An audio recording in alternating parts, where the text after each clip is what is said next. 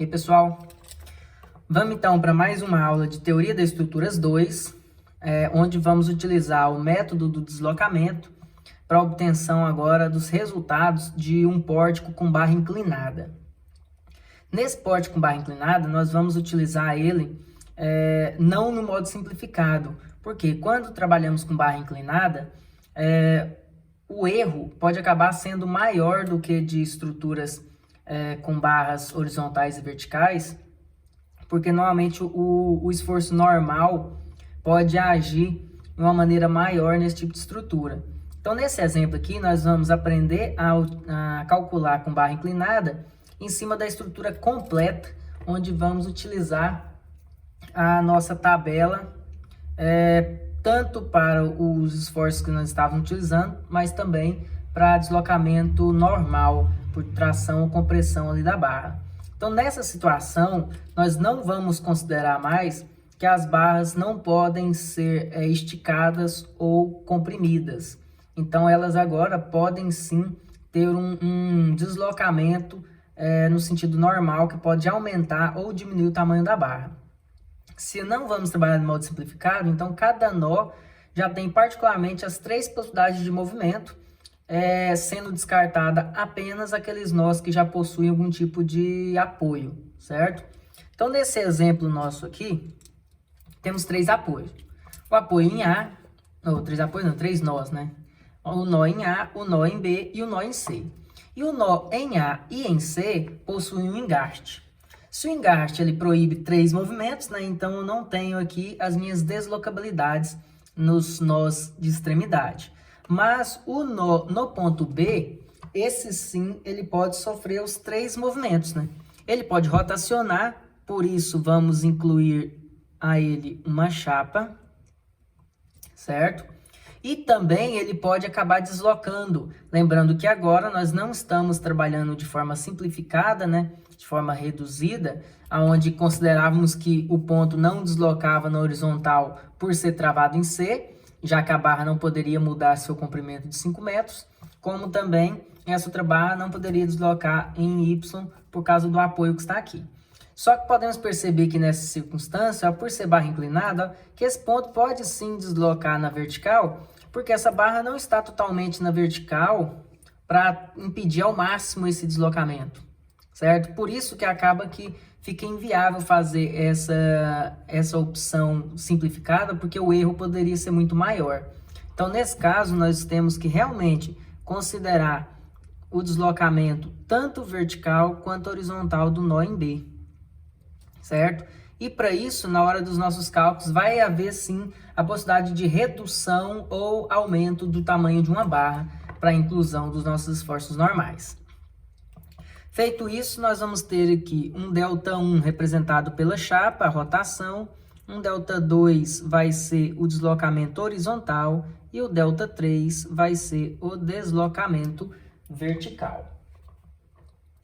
O que mais devemos fazer, né? Vamos separar a nossa estrutura para calcular os nossos resultados, certo? Para que, por fim, nós consigamos começar a fazer o nosso E0. Além disso, é importante já definirmos quem é seno e quem é cosseno do ângulo aqui da barra inclinada, porque esse dado vai ser importante, vai ser reutilizado diversas vezes no nosso exercício. Então, vamos fazer essa relação. Ó. Como fazer o cálculo de seno e cosseno? Eu não tenho o ângulo definido, mas tenho as dimensões. Aqui faltou a altura, 4 metros de altura. 4 metros de altura e 3 metros de base para essa nossa barra inclinada. Ou seja, eu tenho aqui um triângulo de base 3, altura 4. Se nós fizermos o cálculo da hipotenusa, né? Hipotenusa é igual a cateto ao quadrado mais cateto ao quadrado, nós sabemos que esse aqui é um triângulo perfeito, onde eu só tenho 3 e 4, a minha hipotenusa é o meu 5, né? E o ângulo em questão seria esse ângulo formado com a horizontal aqui, ó, o ângulo θ, é esse ângulo que estamos determinando. Com isso, obviamente que cosseno do ângulo, ele é cateto adjacente, né, sobre hipotenusa. Então, o cosseno do ângulo vai ser exatamente 3/5. Então, vamos colocar aqui que o cosseno do ângulo vale 3/5, ou se porventura quiser usar o valor com vírgulas, né, 0,6, sendo o cosseno do ângulo. E o seno? Seno é cateto oposto, né, cateto oposto sobre hipotenusa. Então, eu tenho 4/5. E se porventura quiser usar o número aqui com vírgula em décimos, seria 0,8, o valor de seno e cosseno. Então, são dois dados importantíssimos na hora que nós formos fazer os nossos cálculos. Vou até deixar anotado nessa folha separada, para não precisar voltar nessa folha inicial quando for necessário utilizar esses valores. 0,6 ou 3/5, e o seno do ângulo seria 0,8 ou 4/5. Vamos agora calcular aqui cada barra em particular em relação aos seus carregamentos aplicados. Algo importante é o seguinte: quando eu tenho uma barra inclinada, eu tenho diversas possibilidades de apresentação de uma carga. Nesse caso, a carga distribuída apresentada nesse sentido, ele age apenas aqui na horizontal. Então, é como se eu tivesse uma barra horizontal, mais que ela seja inclinada, é como se eu tivesse uma barra horizontal com carregamento, né? E essa barra fosse engastado e engastado, porque é engastado naturalmente, e eu acabei de incluir 3 apoios para transformar em engaste. Então, seria engastado e engastado com carregamento distribuído em 3 metros aqui, ó, que é a nossa medida horizontal, certo? Então, quando apresenta o carregamento nesse formato, é como se essa barra fosse uma barra de 3 metros, e aí vai gerar uma reação para cima de cada lado, e um momento aqui de cada lado, um momento positivo desse lado e um momento negativo desse outro, seguindo aquela tabela que nós temos de engastamento perfeito, né? Nossa tabela aqui. Então, basicamente, o cálculo seria esse. Eu tenho uma distribuída que atua em 3 metros e não aqui na inclinada. Existiria a possibilidade de ter isso aqui, ó. Aí tem sim casos nesse sentido, que aí você mudaria a análise, ó. Se o caso fosse assim, ó, com uma distribuída aplicada nesse sentido, certo? Se a distribuída fosse aplicada nesse sentido com valor de 100, aí sim seria 100 atuando em 5 metros, certo? Mas no caso, não foi assim que foi apresentado a distribuída, foi apresentado na parte superior aqui, então ele é esse exemplo de 3 metros. Então eu preciso olhar aqui na nossa fórmula, né? Onde o momento da parte inicial é QL ao quadrado sobre 12, então vai ser 100 de Q vezes o L vai ser 3, porque é o tamanho da distribuída. L ao quadrado sobre 12, certo? Do outro lado, a mesma coisa, só que negativo. Menos 100 vezes 3 ao quadrado sobre 12 são os dois momentos. E as forças vai ser Q, 100, vezes o L, que é 3, dividido por 2. De cada lado, 100 vezes 3, dividido por 2. Então, é isso que nós vamos utilizar nesse cálculo de barra inclinada. Por mais que ela seja inclinada, para fazer o nosso E0 não tem muita dificuldade. Então, vai gerar uma força para cima no valor de 100 vezes 3, 300 sobre 2, 150. Uma outra força para cima no valor também de 150. E eu tenho um momento de 100 vezes 9, né, 900, dividido por 12. 900 dividido por 12 vai dar aí 75, né? Então, vai ficar 75 de momento aqui positivo no primeiro ponto e menos 75 ali no segundo ponto. Então, esses seriam os nossos resultados olhando na nossa tabela de engastamento perfeito. Agora, a próxima barra, que já não é mais a barra inclinada, né? Que seria essa outra barra comum aqui, ó. Então, nosso cálculo da mesma forma, engastado, com carregamento distribuído ali. Então, do mesmo jeito do anterior, vamos encontrar duas forças e dois momentos. As forças são a mesma fórmula aqui da tabela, é a mesma fórmula ali que nós utilizamos. é engaste com distribuída, então a força vai ser 200 vezes 5, dá 1.000, dividido por 2, vai ter 500 para cada lado, né? 500 para um lado, 500 para o outro. E os momentos vai ser QL ao quadrado sobre 12, que vai ser 200 vezes 5 ao quadrado, que é 25, dividido por 12, vai dar 416,667. Então, eu tenho 416,667 para o primeiro como positivo e 416,667 para o segundo negativo. Então, esses seriam os nossos resultados, né? Com isso, eu posso agora, claro, como já foi determinado esses valores, passar esses dados para o nosso E0 completo para poder obter os valores dos deltas. Então, aqui para facilitar, eu já deixei programado todos os três para a gente fazer de 1 a 1 e vamos analisando e marcando os resultados à medida que eu vou encontrando esses valores.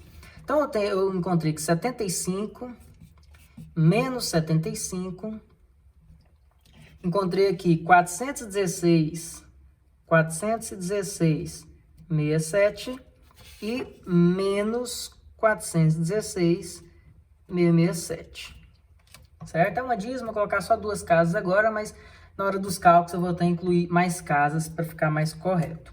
E as forças foram uma força de 150 aqui, no primeiro ponto, 150, um outro 150 no ponto B, que é aqui em cima, um outro 500 também no ponto B, então somando os dois vai ter 650 no ponto B, que é o ponto A, e no ponto C ali tem apenas os 500 que nós encontramos, os 500 aqui no ponto C, certo? São os valores que nós obtivemos, não teve força horizontal em nenhuma das situações, porque só teve distribuída para baixo, né? E os resultados, então, a se anotar aqui seriam o quê? Ó? Deslocamento 1 é a soma dos momentos, então mais 416 menos 75 vai dar 341,667. Deslocamento 2 é o deslocamento horizontal nesse ponto B, que não existiu, então é 0.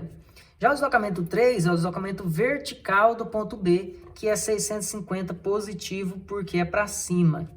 Então, o nosso E0 já está definido, já está ali calculado. Então, vamos agora aguardar para calcular os outros pontos, que seria, no caso, o nosso E1. Então, vamos calcular o E1 agora.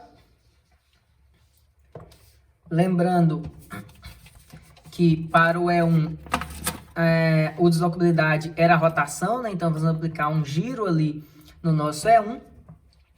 Vamos passo a passo, porque como é uma barra inclinada, vamos ter uma análise depois de decomposição ali nos eixos X e Y. Então, aqui eu tenho essa barra onde ela vai girar nessa chapa no ponto B. Quando ela girar, né, no sentido anti-horário, vai acabar que esses dois encontros vão girar no sentido que eu já defini aqui, ó. Porque se eu tenho um encontro nesse sentido, ó, e eu aplico um giro anti-horário, essa barra aqui de cima, a barra horizontal, ela vai deslocar para cima e essa barra inclinada vai deslocar para a direita. Por isso, esses dois movimentos que vocês já estão acostumados. Então, eu desenhei isoladamente cada um. Lembrando que nos últimos exercícios nós nem separávamos, né? Porque era bem fácil de pegar aquela tabela de deformação unitária e já fazer a análise e colocar os resultados na própria estrutura. Mas como essa é uma barra inclinada e vai ter decomposição, vamos fazer passo a passo, de uma maneira mais devagar ali, para vocês entenderem essas decomposições, que é justamente a diferença de uma estrutura convencional para uma com barra inclinada. Então, o que nós vamos fazer? Ó? Esses dois giros eu separei. Eu posso analisar isso aqui, ó, como ele realmente é. Ó, eu posso até virar a folha para ficar aqui horizontal.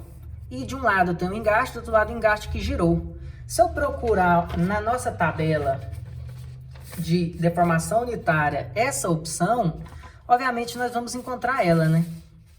Olha lá, essa opção aqui ela é justamente essa aqui, ó, onde o segundo ponto gira, uma rotação unitária no valor de 1, e aí eu vou ter meus momentos e minhas forças. Então, vamos anotar, ó. O primeiro momento é 2EI sobre L. Lembra que essa barra tem 5 metros, né? Nós fizemos aquela análise do triângulo, 3, 4, 5 metros. Então, a barra tem 5 metros de comprimento. Então, vai ser 2EI sobre 5. Então, vamos anotar aqui 2EI sobre 5, que seria o primeiro momento. O segundo momento já seria o quê? 4EI sobre L. Então, o segundo momento seria 4EI sobre o L, que vale 5. Então, nisso aí não tem nenhum segredo. Agora, em relação às forças, ó, tá vendo que gera uma força para cima no primeiro ponto e uma para baixo no segundo? Só que esse para cima e para baixo, você pode perceber que, obviamente, essa reação ela é perpendicular à barra, né? Essa força não é assim, inclinada. Você não pode escolher o ângulo para ela. Ela é perpendicular, ela forma um ângulo de 90 graus com a própria barra. É uma força cortante à barra. Então, aqui a barra é inclinada, mas eu tenho que me programar para que essa força fique aqui, ó, perpendicular à minha barra. Então, ela é desse formato e a outra para baixo nesse formato aí. E os valores são os que são apresentados aqui, ó. 6EI sobre L ao quadrado, ou seja, 6EI dividido por 5 ao quadrado. Então, são 6EI dividido por 25. Mesma coisa do outro lado, 6EI dividido por 25. Certo? Então, pronto, essa barra está finalizada, mas lembrando que eu tive que virar a folha, posicionar essas forças perpendicular à barra para poder trabalhar. Vamos fazer a outra e depois voltamos para fazer a análise final dessa primeira barra. Nessa segunda aqui, ó, ela é idêntica, essa aqui, BC, idêntica a essa aqui da tabela, né? Então, eu vou ter uma força perpendicular à barra, ou seja, para cima, né? Uma força para cima aqui. E uma outra força para baixo. E essas forças valem 6EI sobre L ao quadrado. O comprimento é o mesmo, as duas são engastadas. Então, eu vou ter exatamente o quê? A mesma resposta, né? 6EI sobre 25. 6EI sobre 25. Do outro lado, também 6EI sobre 25, só que para baixo. E é claro que os momentos, o primeiro é 4EI sobre L. Então, 4EI sobre 5. E o segundo é 2EI sobre L, 2EI sobre 5 metros, que é o meu segundo momento. Pronto, utilizei a tabela. Agora, analisando o nosso exercício, o nosso E1, acabamos de encontrar esses valores, porém, na hora de jogar no nosso resultado final, eu não posso ter força inclinada, né? Por quê? Porque se a gente voltar no exercício aqui anterior, vou mostrar por aqui, o que nós precisamos? O deslocamento 1 é rotação, o deslocamento 2 é força horizontal e o deslocamento 3 é força vertical. Não é à toa que as forças estão na horizontal ou vertical. Eu não poderia colocar uma força inclinada e essa força inclinada não teria resultado para ela. Eu tenho que decompor essa força. Então, decompondo essa nossa força, vamos ter que gerar novos resultados. Para isso, eu coloquei essas tabelas aqui, ó, esses eixos, para ficar fácil para vocês entenderem. Ó. Eu coloquei um eixo X e um eixo Y original, né, que são o nosso plano horizontal e vertical, e um eixo aqui da barra inclinada, ó, um eixo X e um eixo Y aqui, linha, que é o referente à nossa barra inclinada, ou seja, esse X é a própria barra e esse Y seria as forças perpendiculares à barra, formando um ângulo de 90 graus entre elas. E o que eu tenho em relação aos nossos ângulos, né? O ângulo θ é formado com a linha horizontal e a linha da barra. Então, a linha horizontal X com a linha da barra, que é o X', eu tenho um θ. Se aqui é θ, o próximo ângulo seria um ângulo alfa, por exemplo, né? Porque a soma de θ mais o alfa daria 90 graus, e assim por diante. Se aqui é alfa, eu precisaria de θ de novo, já que θ mais alfa também é um ângulo de 90 graus, formado por x' e y', e assim sucessivamente. Vocês já fizeram isso em algum momento da vida aí, nos cálculos de trigonometria, né? Então, eu tenho um θ e um alfa, um θ, um alfa, um θ, um alfa, um θ, um alfa, para finalizar. Por que que eu marquei só os tetas? Porque nós temos já os resultados do teta, né? Toda vez que eu precisar tirar seno e cosseno do ângulo teta, eu já sei os valores. Então, vamos marcar aqui as forças. E aí, só para não ficar muito bagunçado, eu resolvi fazer repetido 2 eixos para fazer o ponto A primeiro e depois fazer o ponto B, sem ficar tumultuado de informação, para ficar cada vez mais claro para vocês nesse primeiro exemplo. É claro que quem já tem mais prática com trigonometria, não tem muitas dificuldades em decomposição, pode fazer até sem perder muito tempo fazendo esses desenhos. Eu mesmo não gosto de fazer, mas ele é importante para a didática aqui, para quem tem alguma dificuldade conseguir entender realmente o que nós estamos fazendo. Então vamos lá, ó. Ponto A. Então aqui no ponto A, quantas forças existem no meu ponto A até o momento? Só essa força de 6 sobre 25 nesse sentido aqui, que é o nosso sentido que chamamos de y'. Então, só tenho essa força. Então, a única força que eu vou decompor é essa. Então, eu vou posicionar ela aqui, ó. Vou posicionar ela aqui até maior, para ficar mais fácil de visualizar. Vou posicionar ela realmente como ela é. Então, ela é no sentido do y'. E o valor dela é de 6 dividido por 25. Eu não vou colocar o EI ali, só para não ocupar muito espaço aqui e não ficar confundindo. Então, é 6 sobre 25 de EI, né? Então, se eu for decompor essa força nos 2 eixos aqui, ó, no eixo x e y, que é os eixos horizontais e verticais que eu preciso para fazer o cálculo, então, o que que eu vou ter? Ó?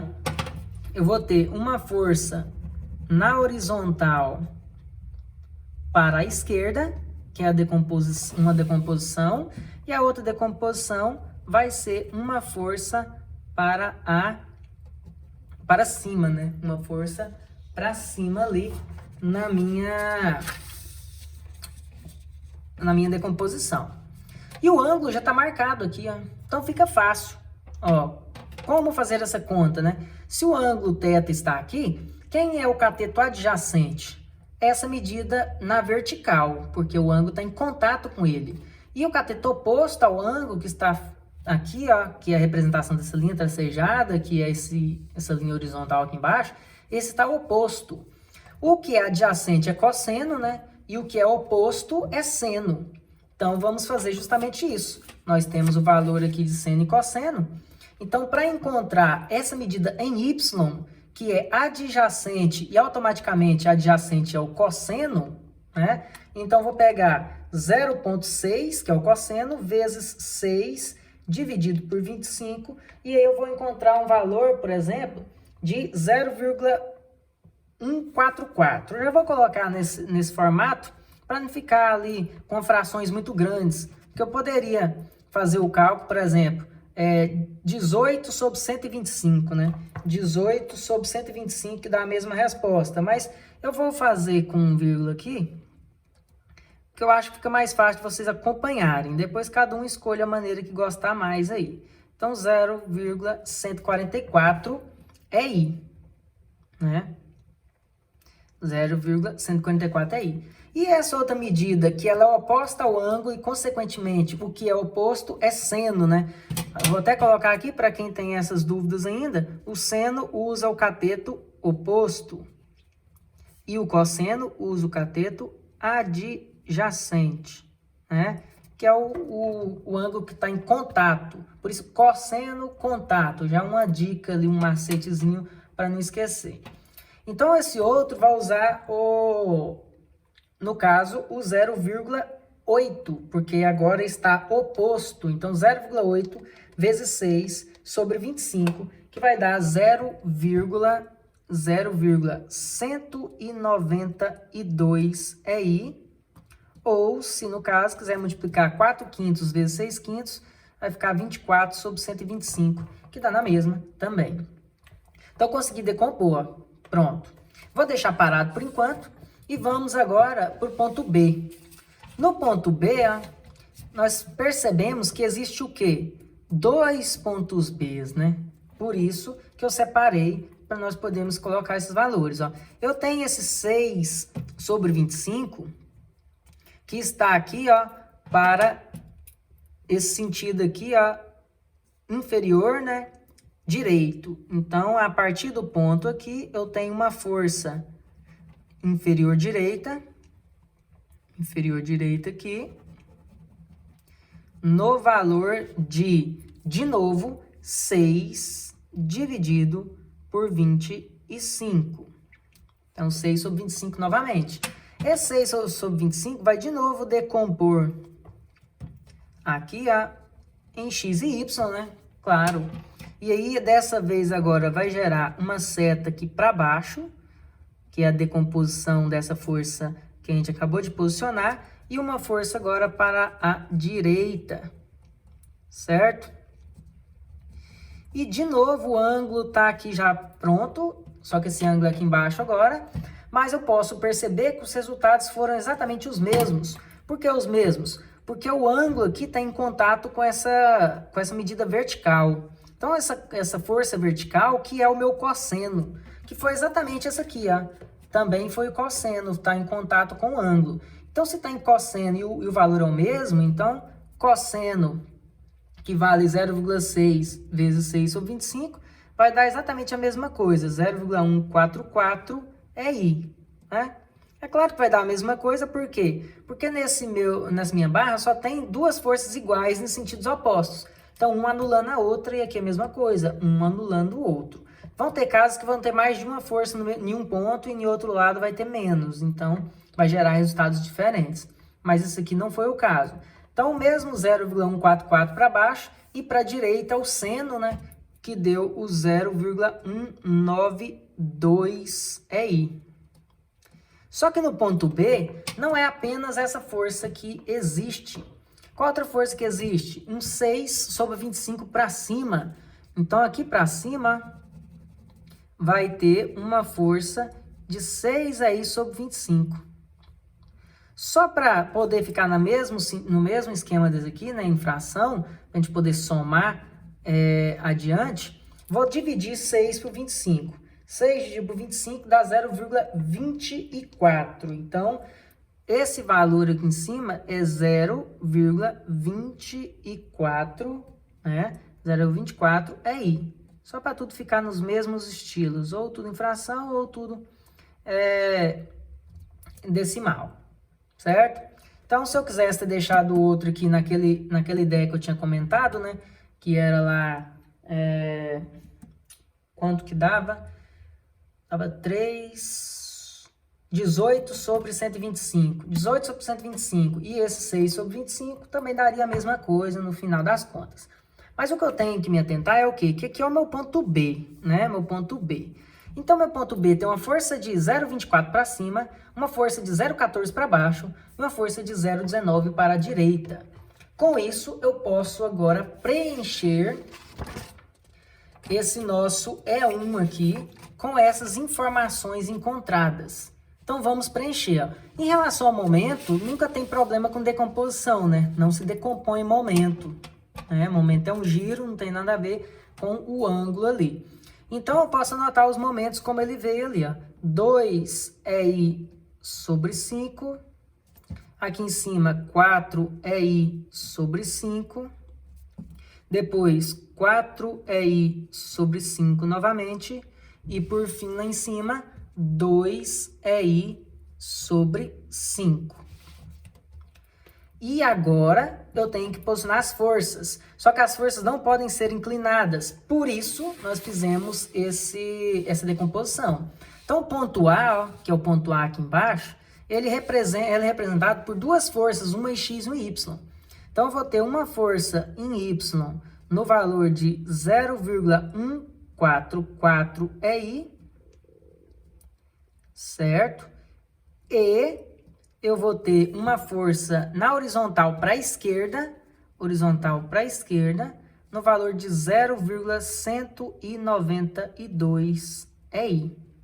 0,192 EI. Continuando, o que eu vou ter agora? O ponto B, né? O ponto B tem apoios, então tem que analisar. O que deu de resultado no ponto B? Essa decomposição nossa aqui, ó. Para a direita, ficou um valor de 0,192 é I.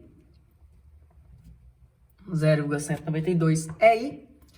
E, no caso, na vertical, ficou 0,24 para cima e 0,144 para baixo. Então, eu pego mais 0,24 menos 0,144 e a resultante, obviamente, ficou para cima, né? O valor maior é para cima. Então, ficou um valor para cima de 0,096 EI. 0,096 EI, certo? E o meu ponto C? Meu ponto C não tem problemas de decomposição, é minha barra horizontal. Então, é só copiar o resultado que já tínhamos do ponto C, que era 6 sobre 25 para baixo. Como eu estou colocando todas as forças já ali em decimal, né? Então, vou dividir de novo 6 sobre 25, que dá 0,24. E vou anotar aqui 0,24 EI, só para ficar padronizado com as demais forças, certo? De novo, vocês têm a opção por deixar da maneira que gostarem mais. Se esse é o nosso E1, vamos anotar os valores do E1. Ó. O primeiro é os nossos momentos, né? A soma de 4/5 mais 4/5, que dá um total de 8/5. Se quiser deixar também em forma de fração, 8 dividido por 5 vai dar 1,6. Então, se quiser escrever 1,6 ao invés de 8/5, vocês ficam a critério de vocês. Então, 1,6 ou 8/5. E em relação ao deslocamento 2 da estrutura 1, é o horizontal, que no caso deu 0,192. Então, 0,192 é I. E o vertical, que é o deslocamento 3, deu 0,096 para cima. 0,096 para cima é positivo, né? Então, obtive 3 valores positivos ali, de 1,6, 0,192 e 0,96. Com isso, já fizemos o E0 e E1. Vou encerrar essa primeira parte da aula aqui. Na segunda parte, vamos fazer o E2 e o E3.